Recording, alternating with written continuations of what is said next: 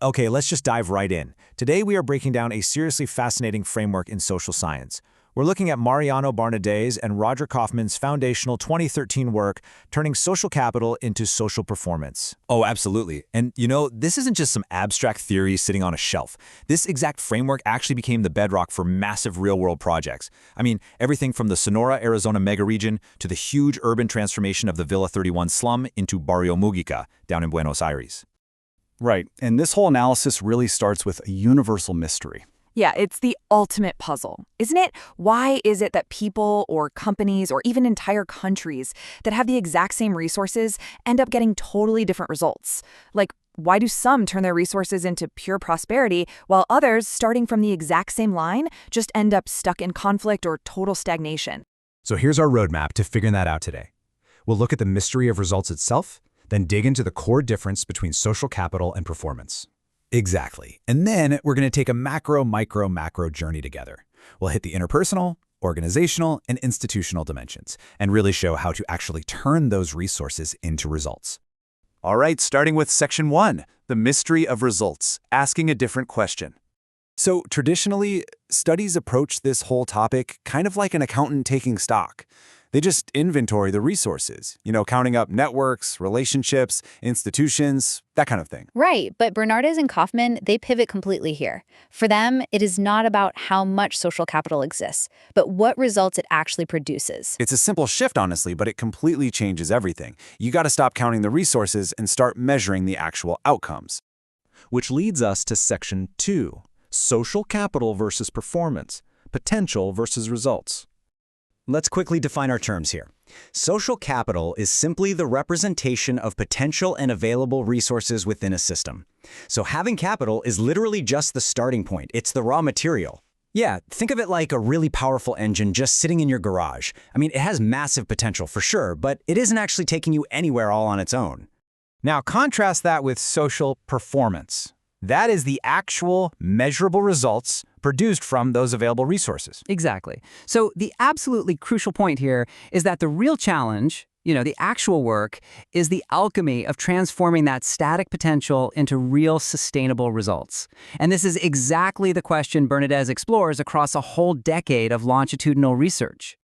To break this down pragmatically, the authors evaluate social performance across three complementary dimensions. We've got the interpersonal level, the organizational level, and the institutional level. And keep in mind, these aren't just types of resources, they are distinct categories of performance. It essentially gives us a really structured roadmap to evaluate how individuals, companies, and whole societies actually use what they have. So let's start at the micro level with Section 3, the interpersonal dimension, individual results. The core question we're asking here is what results do individuals produce with the resources they possess? Just think about it for a second. You could have two professionals, right? Exact same university degree, exact same access to tech, equivalent experience. Yet one completely thrives and innovates, while the other just stagnates entirely. Why does that? Well, it all comes down to their interpersonal performance. A super helpful way to understand this is through Liz Wiseman and Karina Willem's concept of multiplier versus diminisher leaders. Right, so multiplier leaders, they actively increase the intelligence of their teams. They encourage participation, they drive innovation. But diminisher leaders, they do the exact opposite. They hoard all the decisions, kill initiative, and ultimately just waste the talent sitting right in front of them. Exactly. Both of those leaders might have the exact same human resources budget, the same team size, the same capital, but their interpersonal performance yields completely opposite results. Okay, let's step it up a notch to Section 4, organizational performance, the meso-level impact. Now the question shifts to what companies achieve with the resources they control. A perfect historical contrast here is Amazon versus Enron. Oh, this is the classic case study. Both of these companies had massive access to capital. Both hired exceptional top-tier talent. Both had highly advanced tech. But just look at the performance. Amazon converted those resources into continuous innovation, productivity, and sustained value creation. Enron, they took those exact same world-class resources and turned them into accounting manipulation, massive loss of trust, and just complete value destruction. The difference isn't the assets at all, it's the organizational performance. Spot on. Now, let's zoom all the way out to the macro level. Section 5, institutional impact, the macro level rules. Here we're looking at governance, the actual rules of the game and the control systems.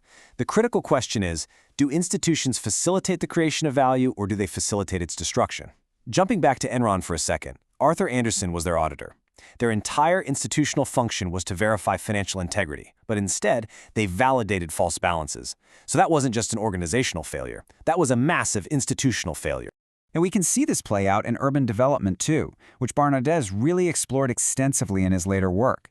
Take a look at this comparison between Villa 31 and Barrio Mujica down in Buenos Aires. Yeah, for decades, Villa 31 operated under informal rules.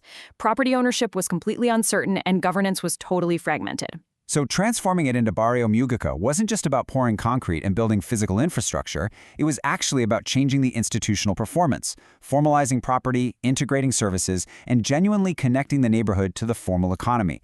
By changing the rules, they changed the reality. And we can look at this impartially and scale it up to entire nations, right? Like, why do countries with very similar natural and human resources diverge so wildly? According to the framework, it really comes down to value creation versus value capture. OECD countries generally rely on institutions that protect contracts, property, and innovation. Basically, they create value. Conversely, in systems defined by clientelism, the economic energy isn't actually spent creating wealth. Instead, it's spent capturing privileges, capturing subsidies, and securing proximity to power. It is the institutional performance that dictates a society's success. Which brings us to our concluding phase. Section 6, Resources to Results, the core contribution. So let's quickly recap the main takeaways from this whole framework. First, we absolutely must shift our focus from just hoarding resources to actually generating results. Second, always ask what value is actively being created rather than just tallying up what capital is controlled. And finally, success entirely depends on the capacity to convert raw resources into true social performance. And honestly, this logic is the heartbeat of literally all of Barnardez's work from 2013 straight through to 2026. So we want to leave you with this final kind of provocative thought to chew on. Are your local institutions creating value, or are they just capturing it? Right. It really makes you look at your own city or your company or even your team completely differently. Thanks so much for exploring this with us today. Absolutely. And make sure to join us for our next explainer, where we're going to dive into how this exact same logic powers the really fascinating City Doctors model. We'll see you then.